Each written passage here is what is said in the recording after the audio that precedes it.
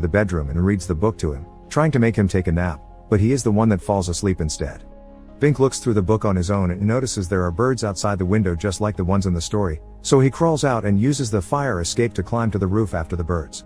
When he finds a skylight, he looks through it and sees Eddie and Vico in the room, gaining their attention when he spits on them and giggles.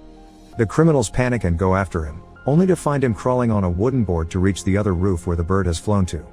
Eddie comes closer to grab him and ends up being hit by the board when the shift of Bink's weight makes it move up and down, and seeing it as dangerous, Vico throws the board away after Bink makes it to the other side, eliminating the chance for them to follow him through the same path.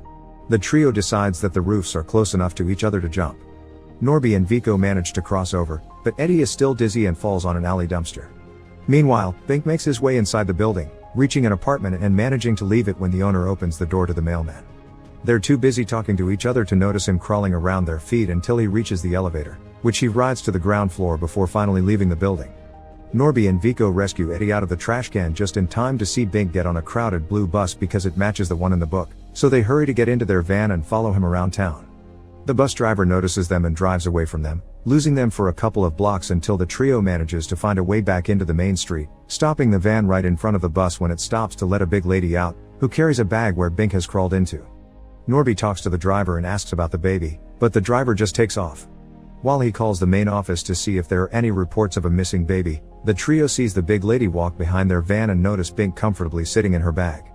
They start following her, trying to think of a way to take Bink without her knowing, but she does notice them and proceeds to drop her things in order to beat them up.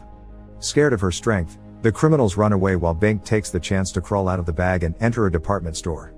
There, he's found by the employee in charge of the mall's daycare, who thinks Bink has escaped her facilities.